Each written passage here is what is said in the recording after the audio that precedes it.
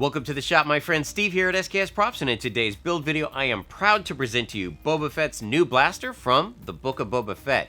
And I say that because I started building this blaster weeks before the show aired, and I feel that there's a discrepancy with this blaster at the end of The Mandalorian and at least the trailers for the Book of Boba Fett. I think there's a size discrepancy in the stock, the body, and the barrel. And because of that, if you would like to build one of these, I have free PDF files available over on my website, and I have two different versions. I'll have the Mandalorian version, which is a little bit longer than this, and I'll have the Book of Boba Fett version. This blaster is made almost completely out of my HD foam, a few PVC pipes, some PVC board, and a few wooden dowels for additional details. Because of that, it is extremely lightweight. It clocks in at 15.7 ounces, and because it's almost all foam, it's completely con-safe.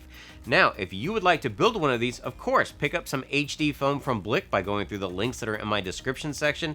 Not only will you get some of the best foam that's on the market, and you're able to achieve details like this, but your continued support allows me to build awesome things like this, put out free PDF files, and show you how to put it all together. So, I want to show you what it takes to put Boba Fett's new blaster together and paint it, so let's go ahead and get started. For this tutorial, I'll be making the smaller Book of Boba Fett variation.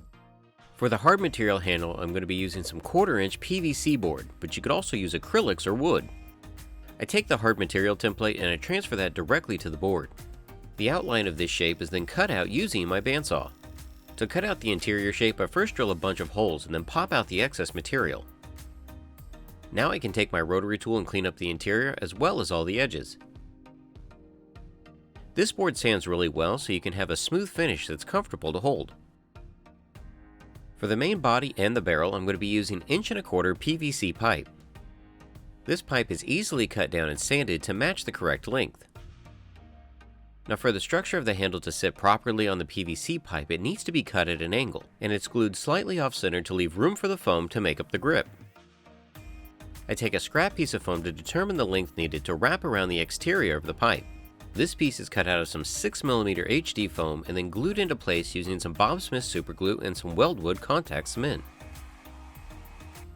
After the contact cement has dried, the foam is wrapped around the pipe, making sure that the seam is directly on the bottom. This will be covered up later on with some detail strips of foam. I use a hobby knife to cut away any foam that I don't need, and I use a smooth sanding drum to clean up the seam on the bottom. Going back to my blueprint, I cut away the template for the handle and I transfer that onto some 10mm foam. Now notice I left excess foam on the front and the bottom. That way I could sand it down to perfectly match the PVC board that I already had in place. I also sand away the material for the interior diameter of the pipe for the next part. I'm going to use a 1-inch PVC pipe to replicate this back section. This pipe is cut to size, sanded, and then glued into place.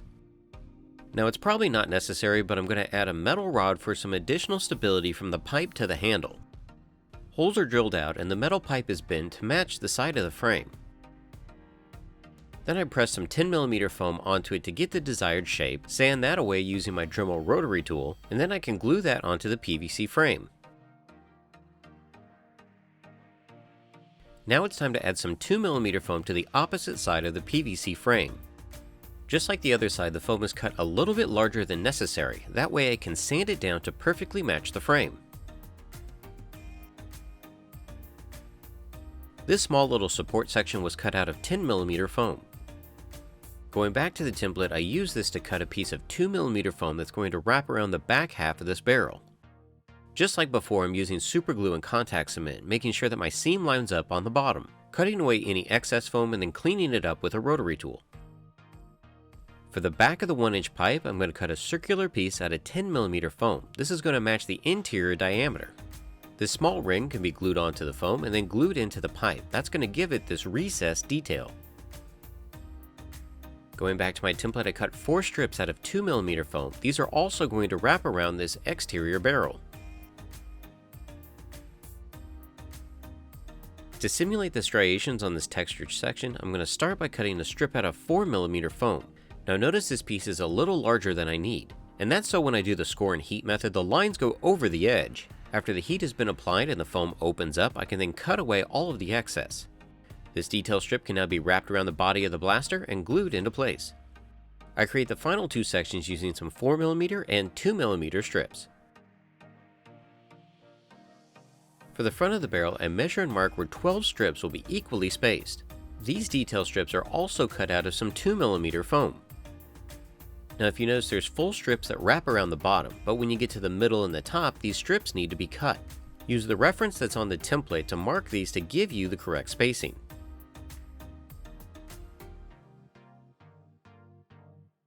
For this next section, refer to my PDF template and cut out parts A, B, and C. Cut part B 3 times and part A once out of 4mm foam. Then cut part C 2 times out of 2mm and 6 times out of 6mm. All of these pieces can now be rounded over and cleaned up using a smooth sanding drum on my Dremel rotary tool. If you have not seen my video on how to make the ultimate smooth sanding drum, I will link that up above. Now glue the two part C 2mm pieces onto part A. This will bump it out enough to match the template. Additional foam can be sanded away using your rotary tool. Now I'm going to use my heat tool, which means I need to wear my respirator. Anytime you're heating foam, you need to wear your respirator and work in a well-ventilated area. Small holes are burned into each piece to match the template. These holes work great to slide in a 3.2mm styrene rod. These styrene rods can easily be trimmed to size by scoring and snapping. I push the styrene rods in and then thread on all the foam pieces I'm going to need just to make sure all of this lines up before I glue it into place. At this point, super glue is only added to part A, where it could be wrapped around the barrel and glued into place. With that piece correct, I can now glue the styrene rods so they don't move. Now the 3 part B pieces can be spaced out and glued onto the barrel. And lastly, glue can be applied to the 6 part C pieces, and these can be pressed into place. To fill in the details and the gaps on either side, I'm going to be using some 15mm half round dowel. This is going to be glued to some 4mm foam. By adding the 4mm foam to the bottom, it sets at the perfect height, just slightly above the part C details. Now I can apply the small detail strip on the side of the barrel that's going to line up with the top of part C. To create the cone on the front, I'm going to cut 3 circles out of 10mm foam that match the diameter of the pipe, and 1 smaller circle that will match the diameter of the end. 2 of the 10mm circles can be glued together with contact cement, and then I'm going to cut a small spacer circle out of 2mm foam. This will give me a recessed detail. This is going to give me a great guide because I want to match the front circle to the back. Gluing a small dowel to the back, I can now take this piece over to my belt sander to give it a gradual angle. I then clean this piece up a little bit with my rotary tool. I can now add a small circle to the very end of the cone. I'm going to simulate the barrel by marking the center and then drilling it out using a Forstner bit.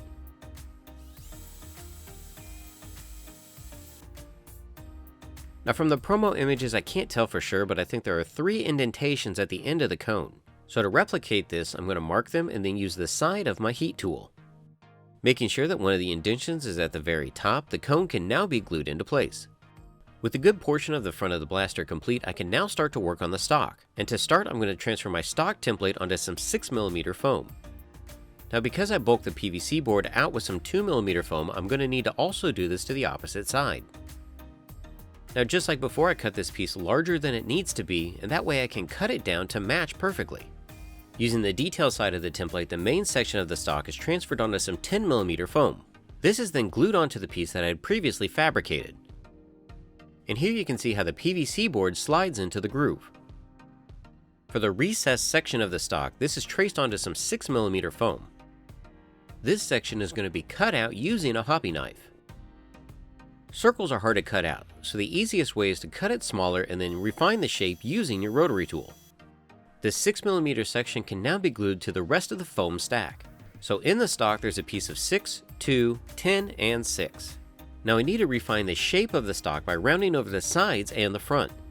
This is carefully done by using a smooth sanding drum on my Dremel rotary tool. It's a little nerve-wracking because a lot of work has gone into this piece and you pretty much get one shot. To simulate the details on the stock, I'm going to be using some wooden dowels. The larger one is going to be 5/8 poplar. The smaller one is going to be a 1/4 inch poplar. Both of these dowels will have some 2mm foam wrapped around them to give it that bulked out detail. The foam is easily glued onto the dowels using some super glue. I use my Forstner bit again to drill out the end of the dowel, and then I cut away about 1/4 inch of it to give it a nice flat back. Once the dowel sections have been glued into the stock, I can finish out these details using some 3/16 basswood.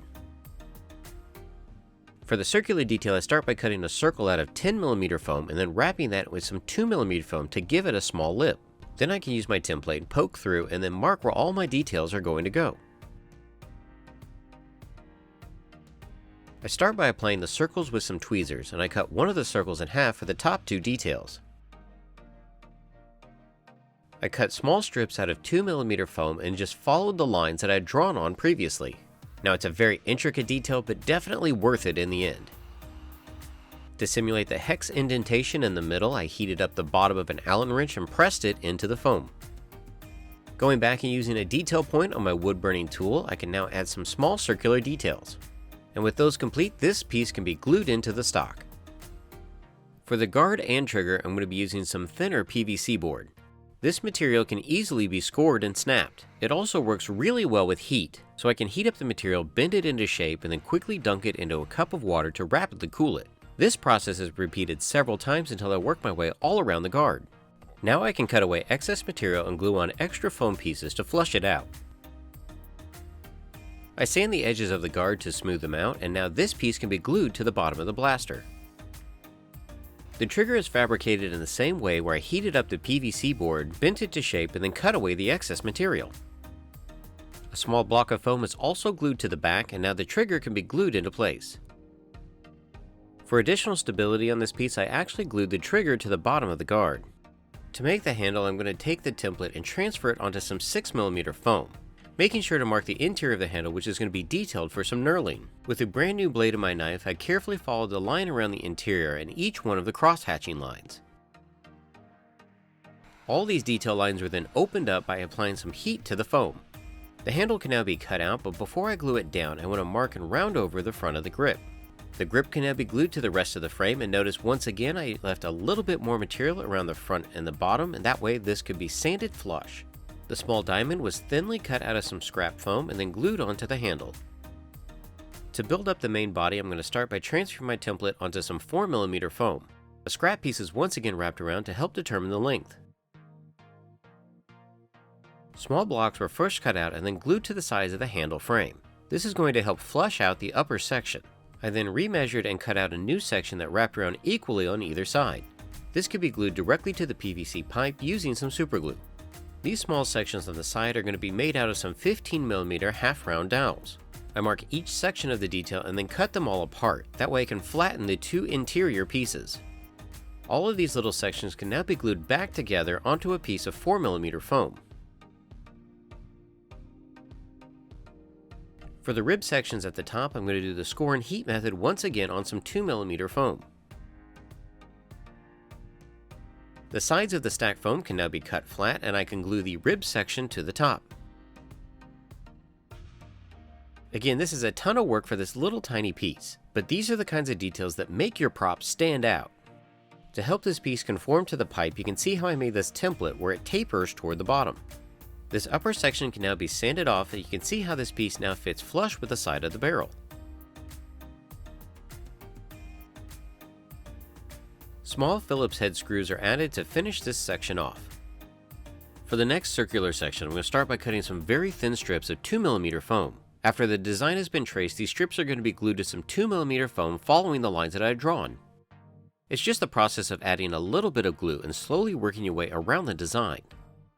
An additional strip is added to the very bottom of the circle, and then the entire design can be cut out.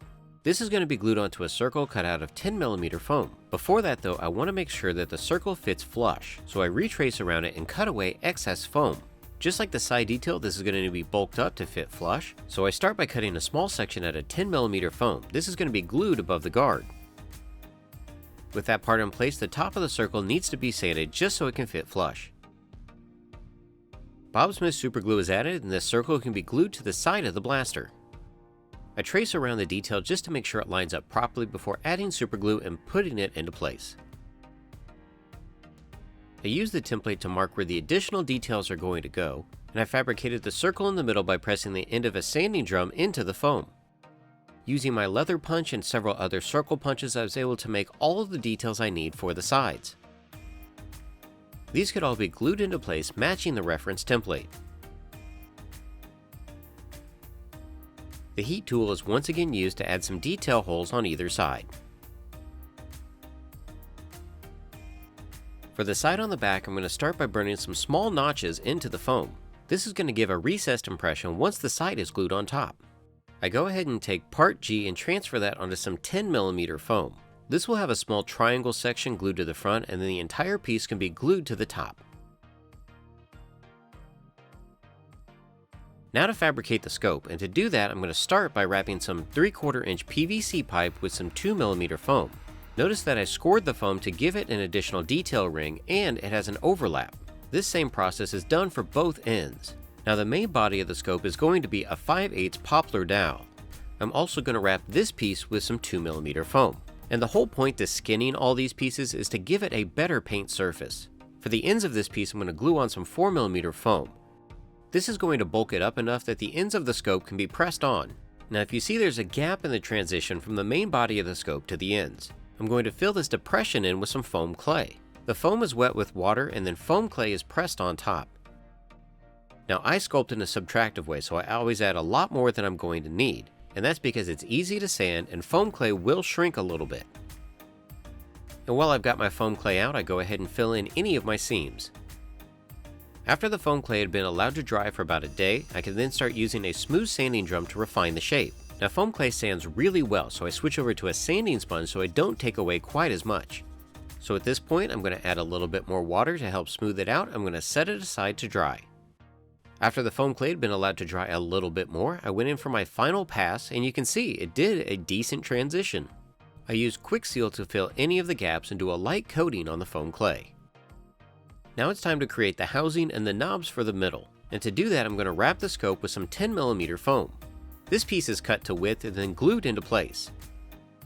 Now this is going to give me a lot of extra material that I don't need, so I mark on it with a pencil exactly where my cuts need to be and where it's gradually going to slope to the front. After a light heat treat, I can start working on the knobs, where I'm going to use 15mm round dowels. These dowels are cut into little discs, and then the top is sanded with a bevel. The discs are then glued to a small section of 2mm foam. This foam is cut and sanded till it's slightly larger than the disc. With the knobs complete, they can now be glued to either side of the housing. For parts D and E, I cut some blocks of 10mm foam, making sure to mark my holes. Part F is also cut out, but out of 4mm foam. To string all these pieces together, I'm going to be using a 1/8 inch dowel. Just like I had done for the detail pieces on the top of the blaster, I used my wood burning tool to create perfect holes. The dowel could then be cut and then glued into the larger block at the back. Once placement of all the pieces was confirmed, everything could then be glued together. A small block of 6mm foam was cut for the very front of the scope bracket. And then you see these three little sections, they'll correspond with the holes on part E. So I start by pressing into the foam with a pencil, and I'm going to fabricate these little pieces by using toothpicks. The toothpicks are cut to size, sanded, and then glued into the holes on part E. After these sections were pressed in, some additional super glue was added just to help reinforce it. Now if you're worried about getting all these just right, you could add them before you glued part E onto the rest of this piece. With the scope stand assembled, I can now cut a small piece out of 6mm foam that will act as a bracer. Some other small details were cut out of 2mm foam and added to the sides and the front. For the detail circle on the sides, small discs were cut out of 15mm HD foam, just like before. The end of a sanding drum was pressed in to create the detail. These discs could now be glued on either side. To finish it off, some very tiny foam details were glued on either side horizontally. For the scope to sit properly into the stand, I had to round it out some using a smooth sanding drum on my Dremel rotary tool. Measuring the entire width of the brackets that hold the scope, I then cut strips out of 2mm foam. These were glued into the channels that I had dremeled out, making sure that I have excess foam on either side. Before I glue the scope in, I just want to check it for fit, and it looks pretty good. Just like I had done with the horizontal details on the side of the blaster, I scored and heated the foam to get it to open up and then cut away the excess. The scope can now be glued into place, and you see how I have these sections on either side. I'm going to attach some bands, and right now I'm just going to glue them at the top. After all of them are in place, I can then add some additional glue and fold them down. Now any excess foam can be trimmed away. It makes it a lot easier than trying to get everything to line up. The wood burner is once again used to add some screw hole points to the sides. The scope is almost ready to be installed, but I need a small bracket at the front of the stand. I use the scope to measure out exactly where it needs to go and then just glue it into place. This same build-up process also needs to be done to the back of the scope stand. Once these are good to go, I added some adhesive and pressed the scope onto the blaster. Using my template, I can trace and add some faux screws to the side of the handle. These screw heads are achieved by using the score, cut, and heat method again.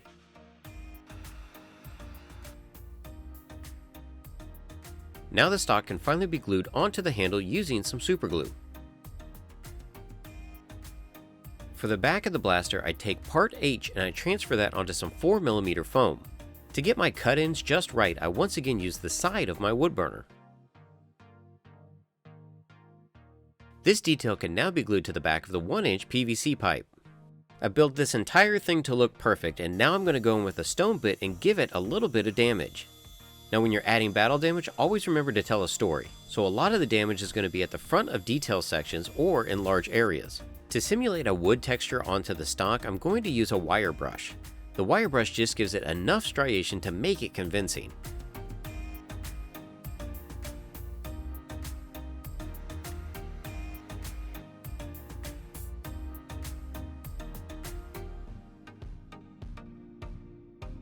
Now it's time for primer and paint, and to prime this I'm going to be doing a couple of light coats of Plasti Dip. Now with all aerosol paints, make sure that you're wearing your respirator and you also do this in a well-ventilated area. As a base metallic, I'm going to be using Rust-Oleum Flat Soft Iron. This just gives all the metallic pieces a little bit of a sheen. Now the front of this blaster is a little bit lighter, so I'm going to use some Rust-Oleum Flat Antique Nickel. Now if you notice, my masking skills are not perfect and they don't need to be because I'm going to be hand painting on a lot of the details. For the base color on the stock and the grip, I'm going to be using some Krylon Red Oxide Primer.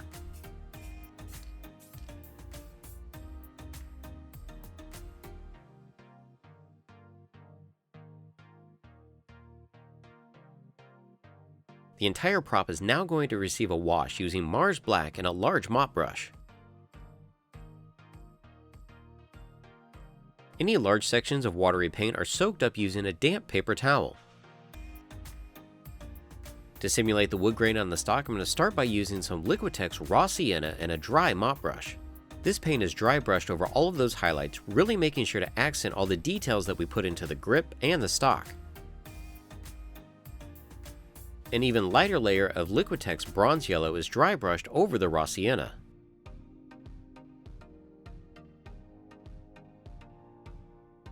And I know what you're thinking, right now this looks very bright, but the next step is absolute magic.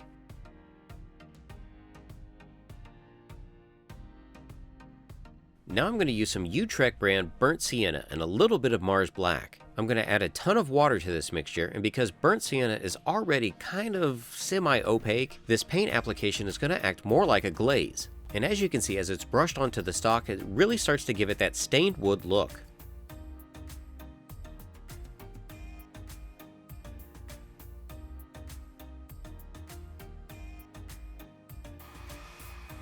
Now this paint application, once dry, will eventually look matte, so we've got to do something to bring back the life. And for that I'm going to be using Vallejo brand Gloss Varnish. Now this gloss varnish is going to be watered down and then applied to the stock and to the grip. And by watering it down, it doesn't give it quite as much sheen, so it looks like it's been a little worn.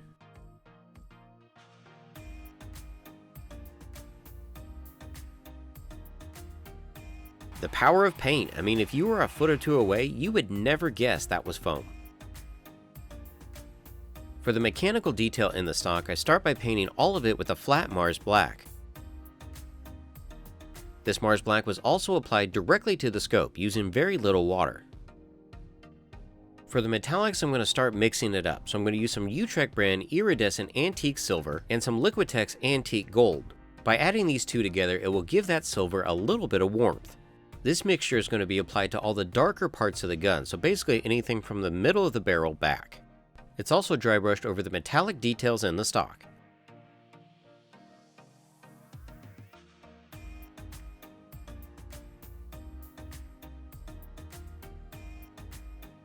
For the metallics at the front of the blaster, I'm going to use the same antique gold, but I'm going to add in Utrecht permanent silver.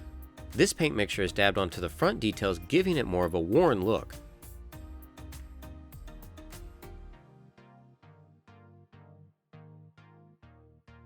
Now it looks like the cone at the very front of the blaster has a little bit more of a gold tinge to it. So I start by adding the silver and gold combination, but then add a little bit more gold as a second layer. And what's cool here is that you can see even though it's all kind of a metallic gray, there are multiple sheens and hues used throughout the piece. And to give it even more of a metallic sheen, I'm going to add some graphite powder. Now the graphite powder is rubbed into a shop cloth and then applied to the metallic sections. Now what you want to do is apply the graphite powder, but then rub it back and forth to help burnish it. The graphite is applied all over the metallic sections. Now don't worry though, I'm going to go back and subdue part of these.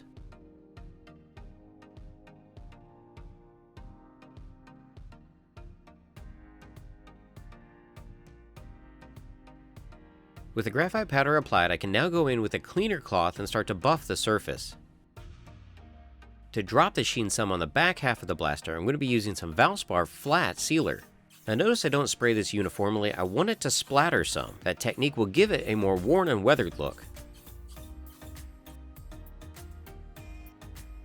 As my final highlight paint application, I'm going to go back in with some Liquitex Heavy Body Iridescent Rich Silver. This is going to give it a varied texture and not make it look quite so uniform.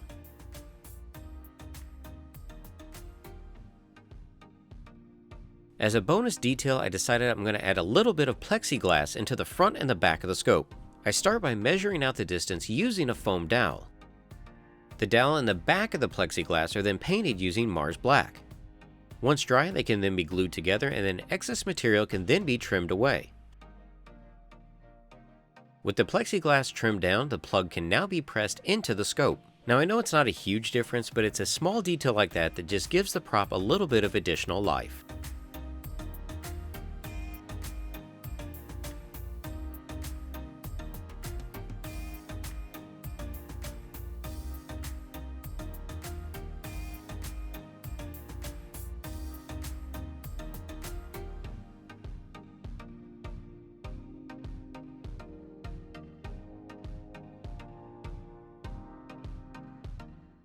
So you all can see the steps that I took to put together Boba Fett's new blaster from the Book of Boba Fett.